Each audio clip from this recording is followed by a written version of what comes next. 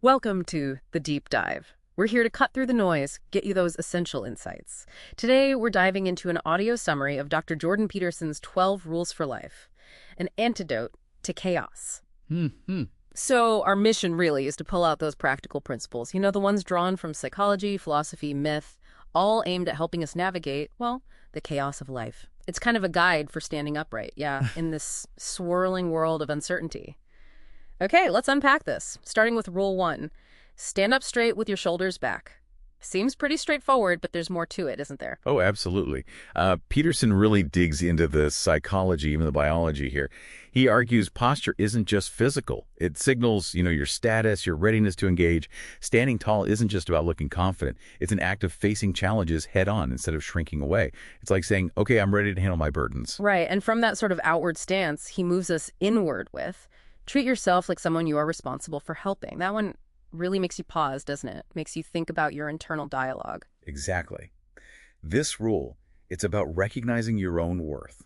Not in a selfish way, but because it's necessary. It's almost an ethical duty to care for yourself, just like you'd care for a friend you value, someone you're responsible for.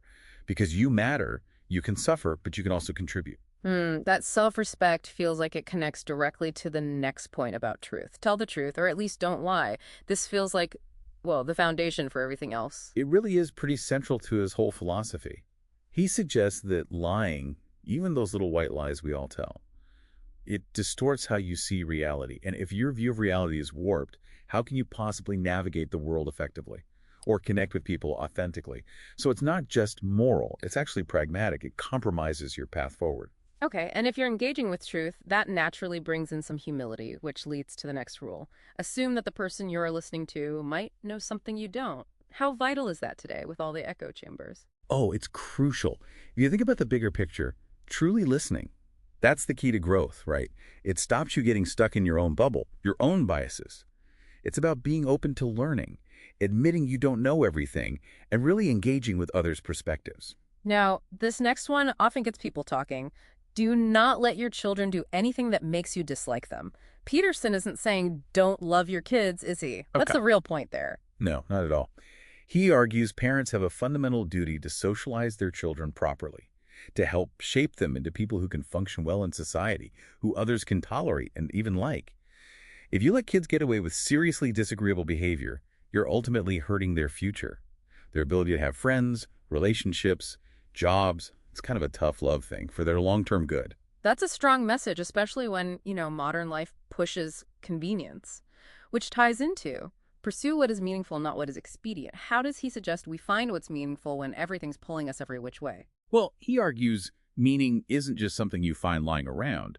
It's often discovered when you take on responsibility, when you face hard truths. It's about choosing to act in line with your deepest values, even when it's difficult, instead of just chasing easy pleasure or taking the path of least resistance. And before trying to sort out the world's problems, there's that call for personal accountability first. Set your house in perfect order before you criticize the world.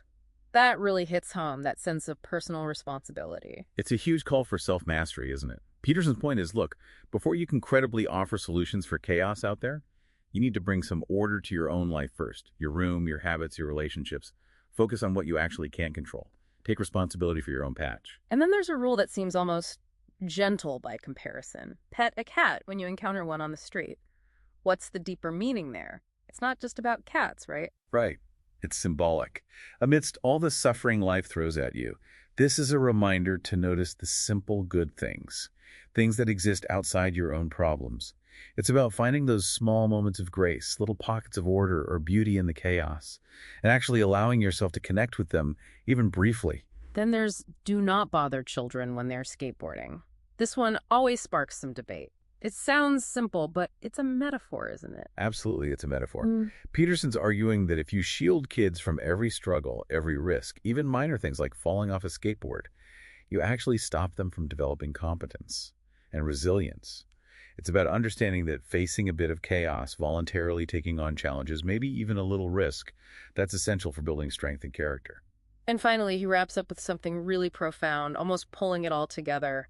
Be grateful in spite of your suffering. Yeah, it's a powerful call. It asks you to find appreciation, find hope, even when life is hard, even when you're facing real hardship. He's not saying deny the pain, but actively looking for things to be grateful for, however small, can help you find meaning and keep moving forward through that suffering. So, what's the takeaway here for you listening?